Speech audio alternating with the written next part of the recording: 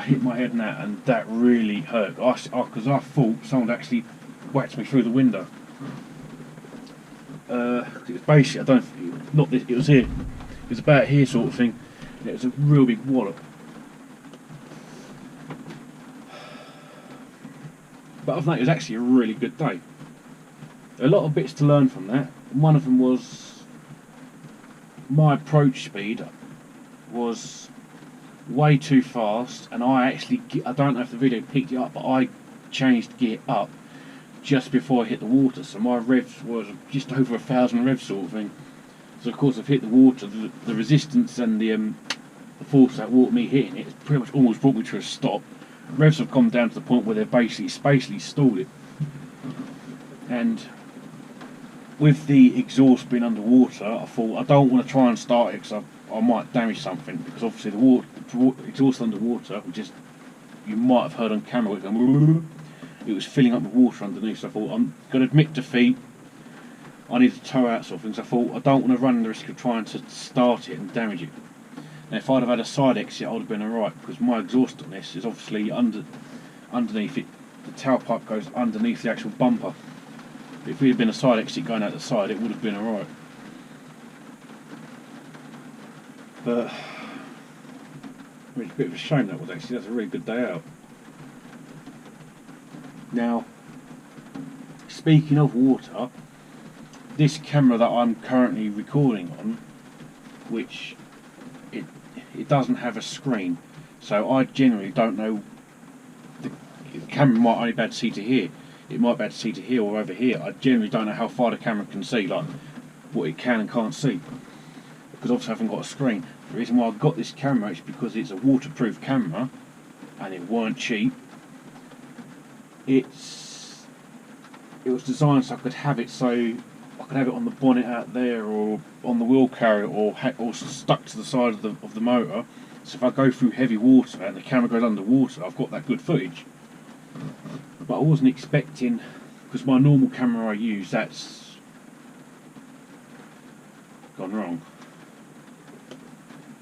Well, I can get it fixed, but obviously it's a bit difficult at the minute. And then the laptop's gone wrong.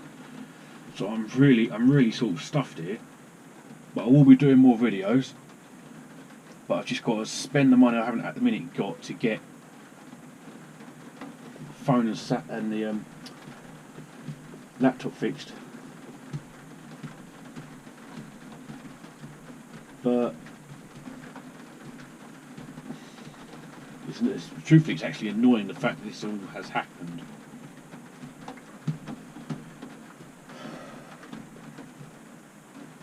But no, it's one of those things. So yeah, I basically plan to do roof lining in here, because obviously how the Maldens go, they sort of go like this down, and you've got like I believe they're about here, like little cargo net storage units. Now, how I'm looking at it is, there's a lot of wasted space here. So I thought about if I could like cut into the roof lining, because it's actually a really strong material, which I didn't actually realise until I went through it that day of the knife. I thought I've started now. But you can have like a cubby hole here, because I believe certain models of these, like the super top spec ones, there's actually storage compartments here. I've only ever seen one of those roof lines for sale. I didn't see the price, because when I clicked on it, it can't be sold. That gave me an idea. But yeah, so future plans for this will involve a roof lining, me sorting that out, me putting all trims back in here. I did think about converting to 7 seats, but I don't realistically need 7 seats. I thought in that corner, in the rear right corner, I could do a like compressor there, sort of thing. Yeah, it's working way down. Do roof lining.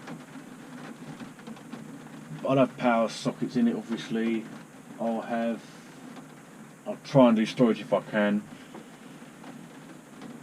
I don't know if to do a complete all black, go Union Jack or St George Cross. I generally don't know. because obviously like the Jeep owners, they tend to do like the Stars and Stripes flag, which obviously is an American vehicle. They're American, so it's too right to do that. So I don't know what to do. But if I go all black, then obviously it will show the stuff like this up. That probably look quite good actually. I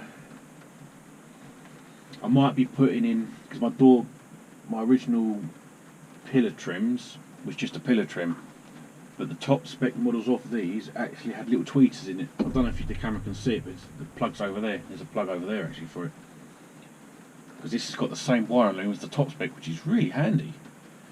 Like the sunroof wires, and they're on their own system, which is handy for me.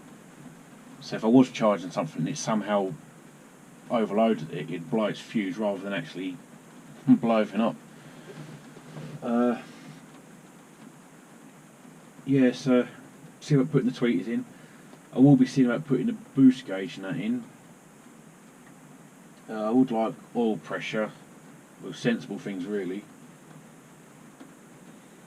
I thought about having, obviously, car radio, so I have to have my music. Because when I was a kid, folks, not all the cars actually had radios in it.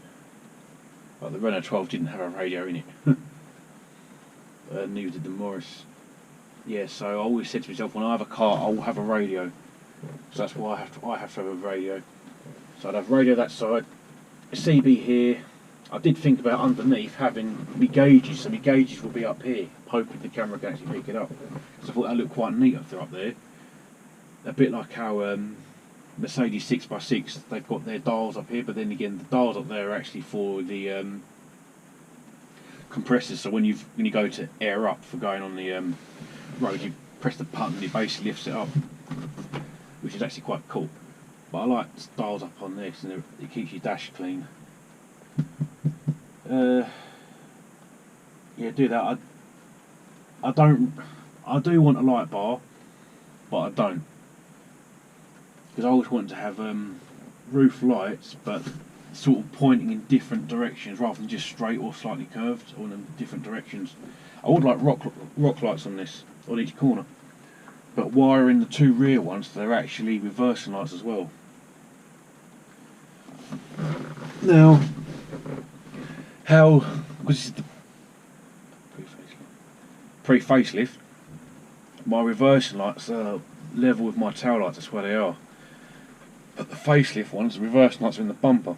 Now what I want to do is rewire it so my indicators are actually in my tail lights instead of being on the bumper. I just think I need to like that. Obviously, I have to get like a yellow tint for the lights, but I think that'd look quite neat. I suppose not really much to actually go on about, but that's sort of a rough idea of where I'm actually at. Sort of struggled with technical difficulties.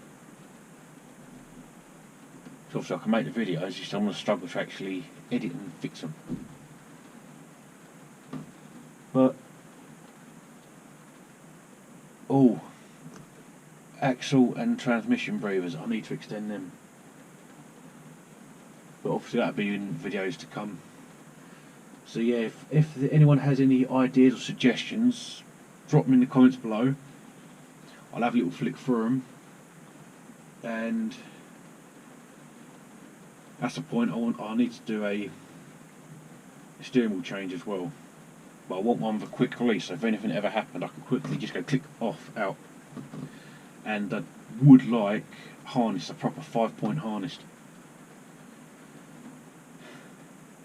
but I would keep the standard belts for if it's in daily use. It's a bit of a performance putting your 5-point on, going down the shop, get your pint of milk, take it all off. If I've got normal belts, go clunk, clink, clonk, click. Yeah, and if I can afford it, put some bucket seats in. But whoever sits in the back, it's sort of a free-for-all sort of thing. Wear crash helmets. But yeah, that's basically where I'm at. So I've obviously not been updating for a while, and apologise, it's a bit of a long-winded video because I can't unfortunately edit it. But